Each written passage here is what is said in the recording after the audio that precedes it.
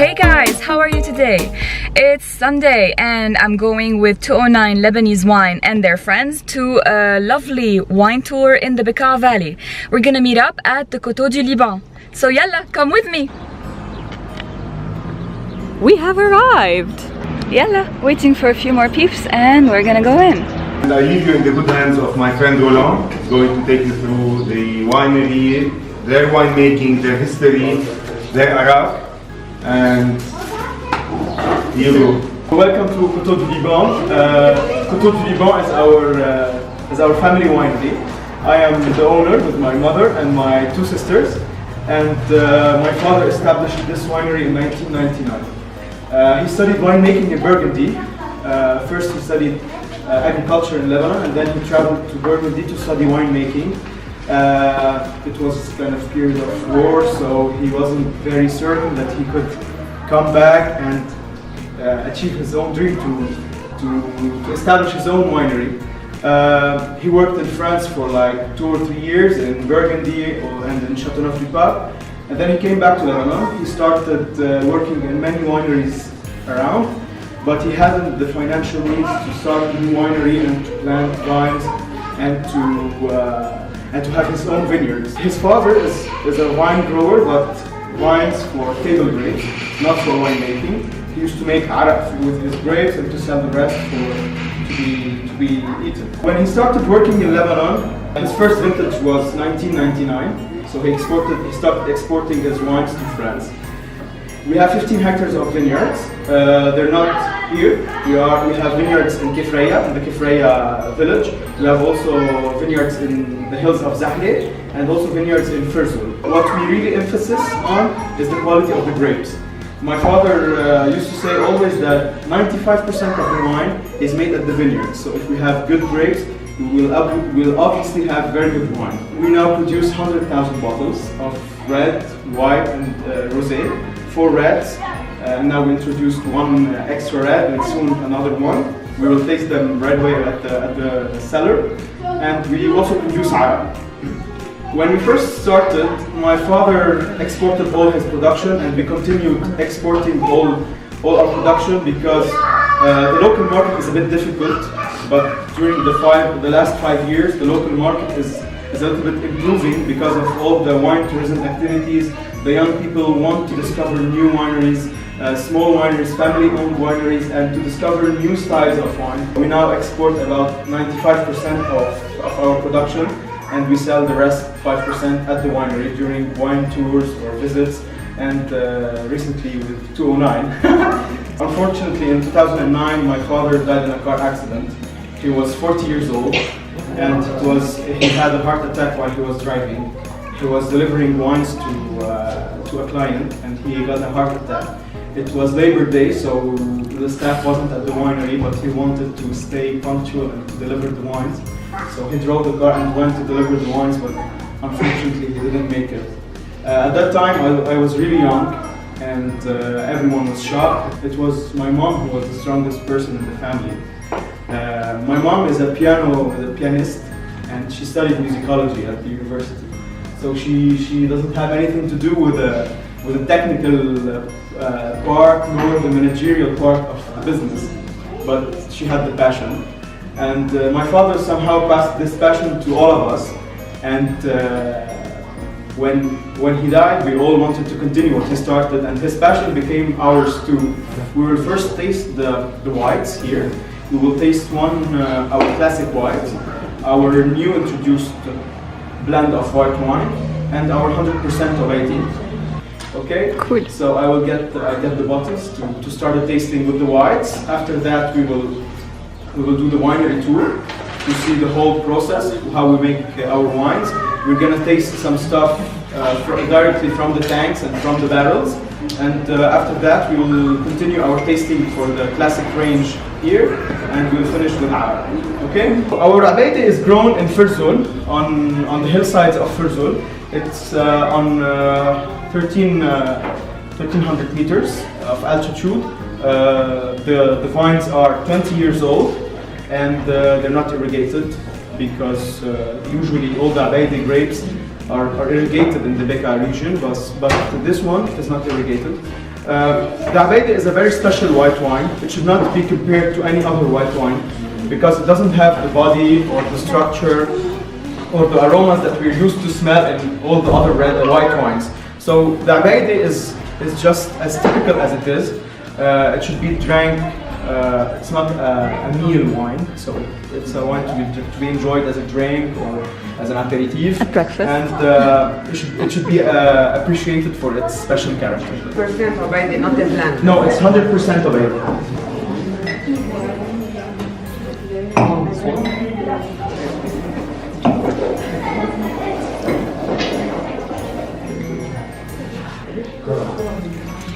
Thank you. Wow.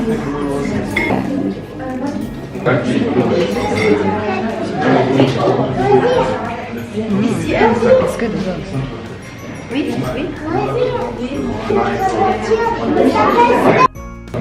Now we are moving to the second white. Moriba is our new introduced white wine.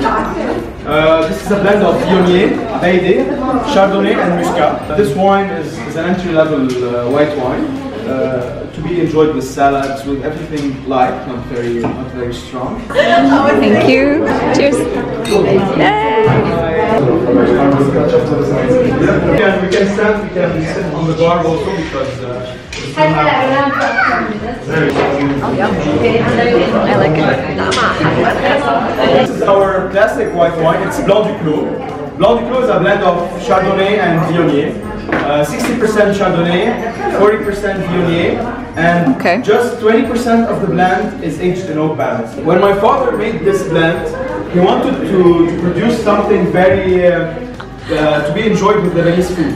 As you know, Lebanese food has a lot of olive oil, a lot of citrus, a lot of spices, hummus, a little bit of coriander, also garlic. So you need a very special wine to be paired with this kind of food. Thank you.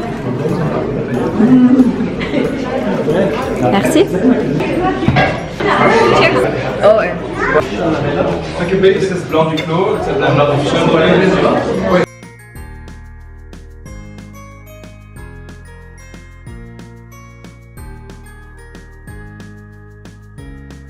This is our conditioning room.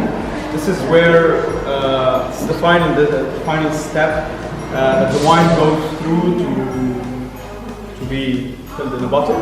This is our bottling machine and our labeling machine. We usually do the bottling in one season, in 2 seasons. The first one is in January and February for all the rosés and the whites, and before the harvest season, we empty our tanks, fill up red wines to receive new grapes. We have also here our cement tanks. We use cement tanks for the fermentation of red wines because we believe that cement tanks have the best results to produce full-bodied, elegant, and fine red wines. We'll now move to the Araq room. What we're gonna see inside we have our Araq aging room. So my mother comes from Coteaux family. I don't know if any one of you knows the Coteaux and Abu Ra'ad Araq. It was one of the most famous Lebanese Araq for a lot of time. And my grandfather, after his retirement, he sold the company and everything, and he started his small project. His family used to produce Araq since 1865. And when he retired, he wanted to work on a very special project and on a very special issue because, as you know, people right now don't drink Araq as they used to drink since 25 or 30 years. So he wanted to know why people are not drinking Araq anymore. He started asking his friends, restaurant owners, hotels, and tourists, and everyone. And we discovered that people don't like the strong taste of alcohol in Araq. They find it very sharp, they find it very heavy. So when he started making his researches and everything, he was like 70 years old when he started doing this. 70. So he discovered that when we use the small distilleries, the small character, we extract a lot of essential oils from the seeds, from the skins, and a lot of methanol, which is very bad, and everything goes into Araq. This is why sometimes when you drink a glass of Araq, you feel like your head's gonna explode and your eyes, you can't control the pain. So we started working on a very bigger distillery system to purify his arak more and more. And after 5 distillations, usually arak is distilled 3 times. This is why we call it mtalla. It comes from the word tlete. So after distilling it 3 times, he did 2 extra distillations to purify his arak more and more. And we are aging our arak in some kind of jars that, it's not clay. We don't know what it is. It was made by a friend of the father of my grandfather. We don't know him. We don't know who made them, and we don't know how it was made. They are very easy to break, but the results that we are getting from aging arak in these jars are incredible. Now we keep them like little babies, and we keep the arak inside for 3 years. At the end of our tasting, you will taste the arak, and you will see that it's very different than the arak that you know. And do you sell it? Do you sell arak? We sell arak just at the winery. Just here? Just here.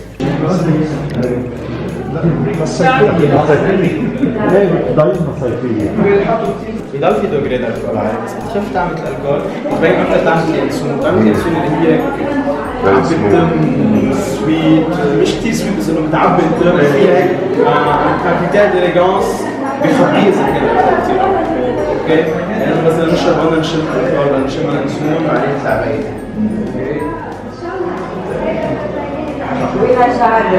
Now we're going to the cellars and we're going to try the wine from the tonneau. Tanks that we saw upstairs, the cylinder. These are the cement tanks where we do the fermentation for red wines. This way you can see the stainless steel tanks that we use mainly for rosé and for white wines. When the Jesuits first came to Lebanon, they brought with them the first foreign grape variety that was Cinsault. And at first they were giving it for free for agricultures for farmers and for people who grow vines to try this grape variety. As I said, my grandfather didn't want to make wine, so he planted some Cinsault to make some arak. This year, the Cinsault vines are 60 years old, and we are working since 3 years on the pruning system of the Cinsault to have very low yields. And this is the first year where we make 100% Cinsault wine. The Cinsault wines are mainly the first typical red wines of Lebanon. Cinsault is very underrated worldwide. It's a grape variety that people think is very cheap, very high in yields. It's not very rich in quality and in structures. But when we worked on low yields in the production, and when the vines are old, the result was amazing. We will taste them. It's still not bottled because we still need to do some aging in the tanks and a little bit in oak barrels. Let's take the wine cup out from the bag. Wait. في كتير رح نعبي 30 كاس. يلا. ايه خذوا وقتكم.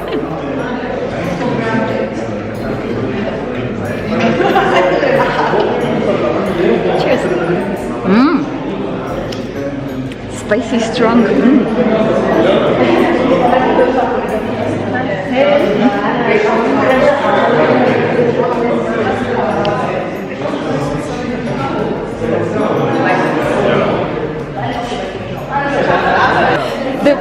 This is the making of a story, guys.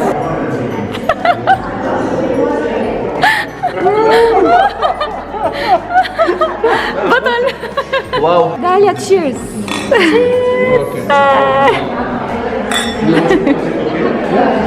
See how we make arak? Route 51M Karake.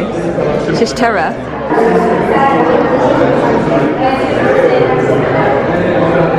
So we're gonna go and check out the arak Karake.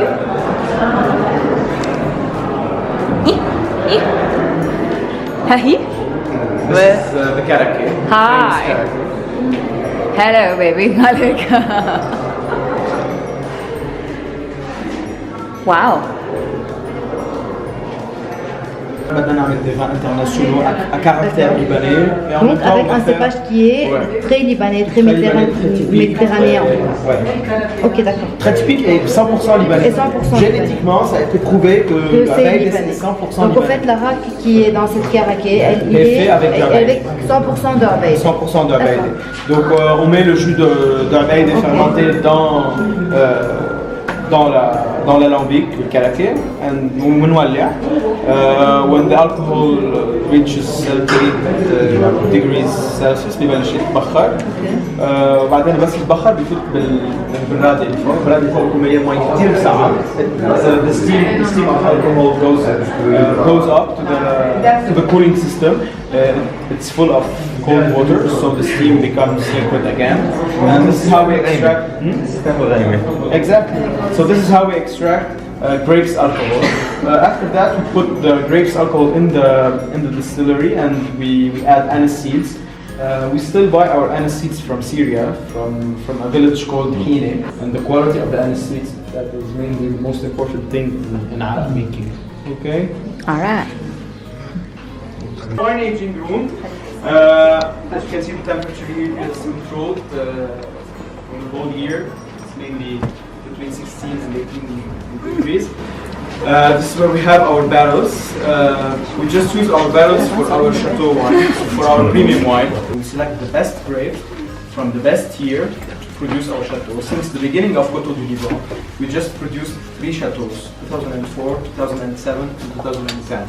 And since then, we didn't produce a Chateau till 2017. What you can see here are special collections of the family.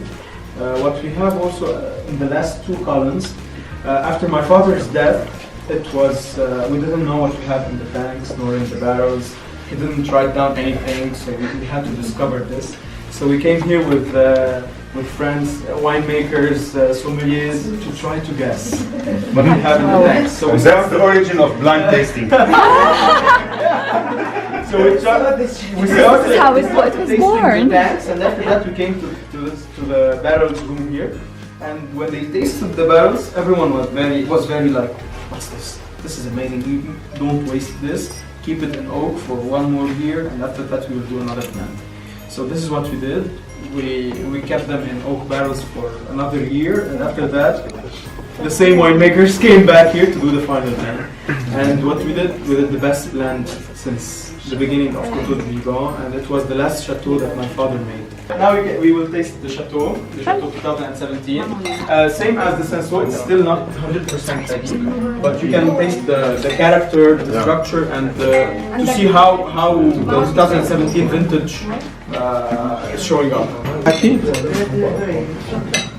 C'est bon, merci. Oh wow. Cool. Cheers, mates. Cheers.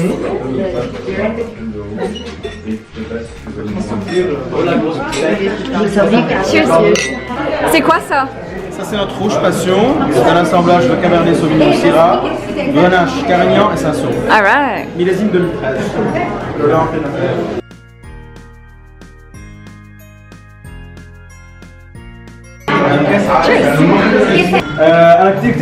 I'm very happy that you came today. We enjoyed our time. We enjoyed our time with you. I am so glad that you liked the wines. I loved your comments, and I promise you that next time we will also discover new things. And I hope to see you. Can't wait. See you soon at the Coteaux du Liban, and for sure with the cooperation with Ta3o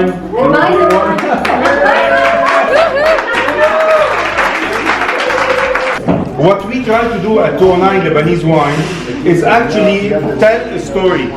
So beyond a glass of wine and a bottle of wine, every winery has an outstanding story. And we are here because this family has an amazing story. And we are here to listen to the story, to be able to appreciate the wine behind the story. Amjad, thanks for coming. This is the mission of Ta3o, to actually tell you a story. And that's our first story for today. We hope you like it. I'm sure you like it. You discovered a great family of winemaking and a great wine behind it. Cheers. Cheers. just finished from Coteaux du Liban and now we're heading to Chateau Ksara. So I think now what we're going to do, I don't know the time, I need to check the time. So it's either we're going to taste and then lunch, or lunch then taste. We'll see about that. So yalla, let's continue the journey. And we're here. Anna, probably it was the first winery I have ever been to with my family. Yes. And Kefraya was the number 2. And we have arrived to Chateau Ksara. There it is.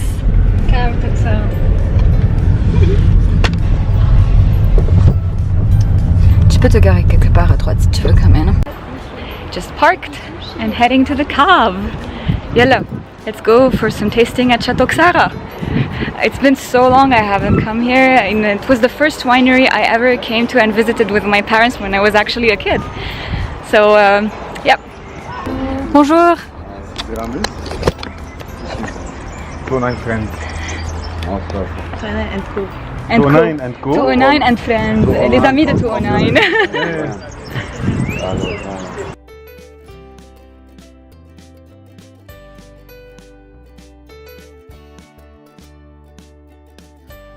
فوق الدوكيومنتير تحت الكاف من هون. And then this is the wine shop. So now we're gonna go upstairs. There's the documentary that where they tell us the story of Chateau Ksara. After that we're going to the caves. Yay! And after that we're going to the tasting and the lunch and the la la la la.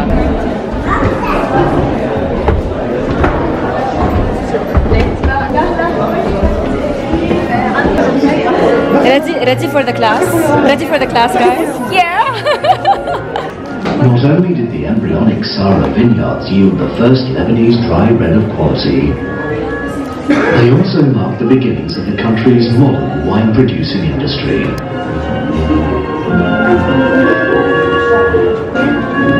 Today, Ksara is synonymous with some of the Lebanon's most prestigious wines, located directly below the monastery. Other cellars were quickly uncovered and tunnels built to link them. 2-kilometer-long network of natural cellars. 1918, shortly after the end of World War I, France was mandated to administer Lebanon. The impact on the wine-growing industry was at once felt both in terms of quality and quantity. New grape varieties were introduced. In 1943, the Lebanese wine industry continued to flourish.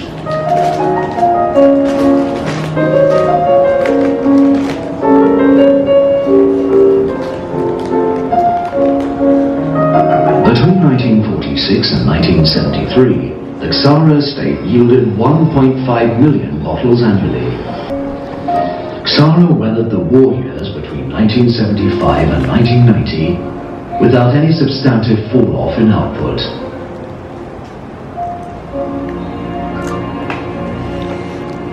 When fighting ceased in 1991, Ksara's management and shareholder structure was revamped. A fresh impetus was imparted, with the emphasis now on developing the Ksara label on the international marketplace.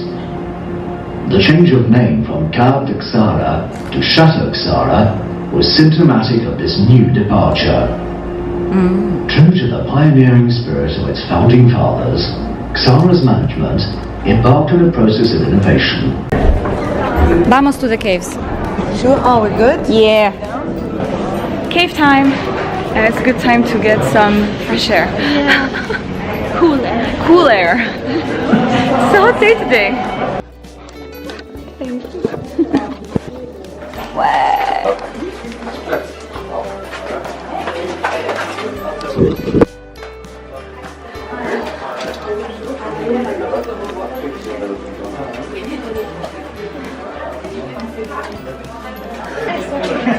Look at these! The 150-year-old barrel. يلي بردين في معنا حرمين. Non, non, non. On est très bien. On est très très bien. It's much needed. I'm gonna give you an idea about the history of the wine cellars. Now these caves are natural. The temperature varies between 11 to 13 degrees Celsius, and it's constant all year long, and the humidity goes up to 80%. Now these caves go back to the Roman times, and they were owned by the Jesuit fathers in 1857. So they had a monastery they used to produce wine for their own consumption and for church, and later on they discovered the wine cellars by chance. The length of the wine cellars is 2 kilometers, and it's about 8 to 12 meters underground. And during the World War I, 100 Lebanese families took refuge in this place, and they worked for 4 years to enlarge the wine cellars. So these are natural caves that have been enlarged during the World War I. Behind this door over here, you have red wine and sweet wine from the 1930s to the 1960s. Red wine can be aged for a maximum of 40 years in bottles, and of course I'm talking about the top premium red wine, because not all types can be aged for that long, and sweet wine for up to 100 years.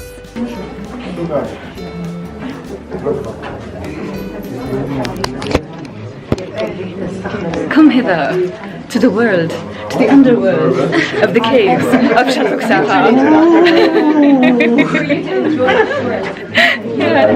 I love it. Now you're going to see some white mold formed on the bottles. This mold results from the high humidity. It protects the bottle and the cork from any respiration. So if you want to come a bit closer, the white mold on the bottles. So it kind of helps us with the aging process. 1990s till 2011. Now we add a bunch of bottles each year out of each type of premium red wine to enlarge the collections, and they can be used for further studies on the evolution of the yearly wine production at Chateau Ksara. So these are also considered as a reference for them. Cool.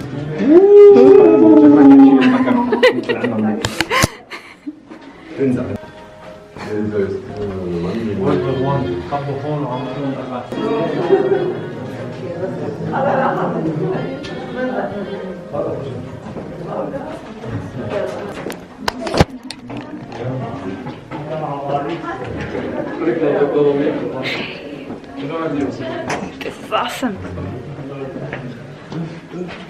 Where? Check these out. Lots of bottles. Lots of barrels. Wouldn't mind getting lost here.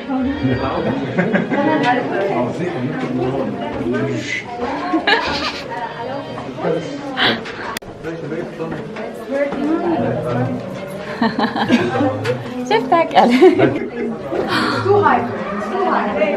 أول مرة بفوت لهون. I've been here بس مش لهون.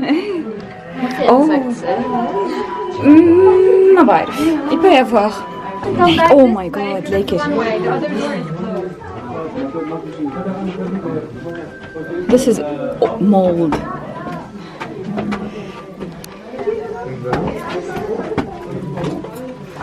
ليك الموس هون.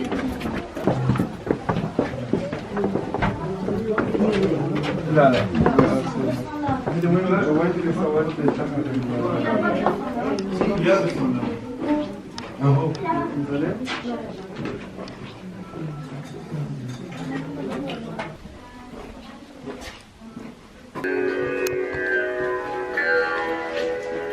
Oh my god, amazing, amazing, amazing.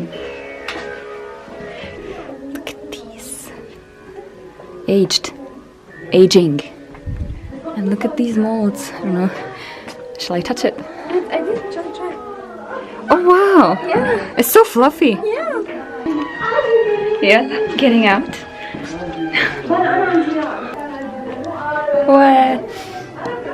هلا شمالي هيك.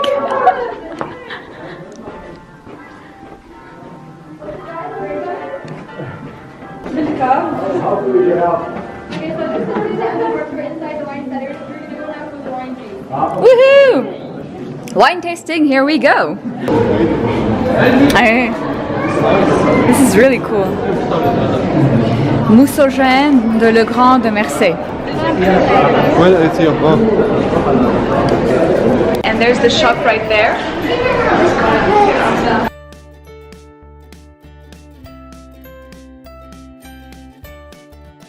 Is going to do for you exclusive old vintages Wow. 209 Lebanese wine. So That's a special apart selection. from the regular years, you're going to try Chateau Ksara 2000, Chateau Ksara 2001 and 2003, and then from Le Souverain, that is the high end. Today we have 2011 in the market and on the website. You're going to try, I believe, 2006.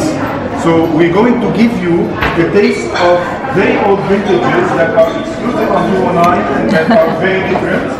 We're also going to try Cuvée du 3e millénaire on 2004 and 2006. And one of the few Lebanese whites that can age well, you're going to try the Chardonnay of Chateau Ksara 2010. So enjoy. There are 9 different wines on different years and old years that you will only find on 209 Lebanese wine. Enjoy. All right, thanks. And let the tasting begin. Merci. Thank you. Introducing the white wine, and it's called Chardonnay. This is our top premium white wine. It's a pure Chardonnay. Yummy. And this is from 2010. Okay, so this is the only type of white wine in Lebanon and in this winery that is matured in old barrels for 8 months, and you can age it for up to 6 years in bottles. It is served chilled, of course, and it goes well with white meat like fish and chicken. Well, thank you so much. So this is the Chardonnay. Clowno. Very dry and Beautiful color. I don't know if you can see it.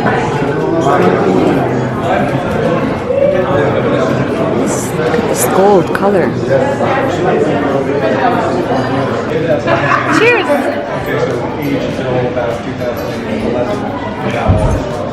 Delicious. Delicioso. That's the least I can say. So Ksara produces 7 types of red wine, 2 regular red wine, 1 medium, and then 4 premium. We were going to taste 7 types of red wine. We decided to save 3 for lunch and to taste 4 right now. All right. We're going to taste, we're going to start with one of our premium red wines. It's called Chateau, and this is from 2000. This is the oldest vintage we have out of the Chateau for sale, and you can find all of these vintages exclusively on 209 Lebanese Wine. This is a blend of Cabernet Sauvignon, Merlot, and Petit Verdot. It contains 13.5% of alcohol. It is usually matured in oak barrels for 1 year, and you can age it for up to 20 years in bottles. It is served at room temperature, of course, and it goes well with red meat and cheese. You're going to taste 2 different vintages of this one, Chateau 2000 and Chateau 2003.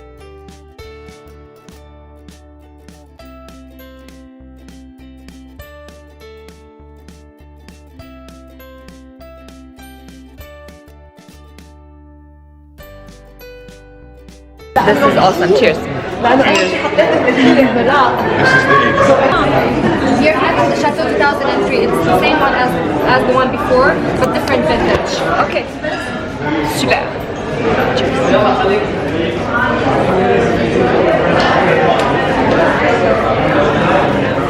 Oh yeah. Cuvée du 3e millénaire. So you're going to be tasting our second premium red wine, and it's called Cuvée du 3e millénaire from 2006. It's a blend of Cabernet Franc, Syrah, and Petit Verdot, and it's a full-bodied wine. It contains 14% of alcohol. This type is matured in oak barrels for 1 year and a half, and you can age it for up to 30 years in bottles. Oh yeah. Thank you.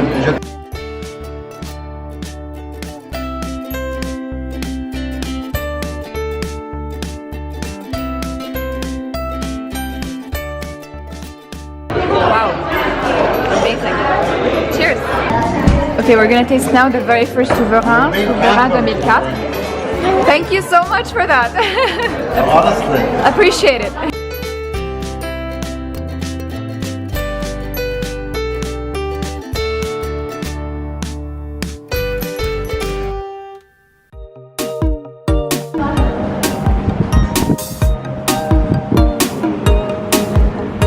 Alright, change of scenery, and now I am back home. The battery died on me, but when we had the lunch, so you didn't miss much really. Just it was a really good buffet and there was a yummy dessert, and then we went back. I hope you enjoyed this vlog, and I'm gonna close it here. Like it if you did, and subscribe to my channel, and click on this little bell so that you can know whenever I'm gonna upload some content. And I'll see you guys very soon. Take care.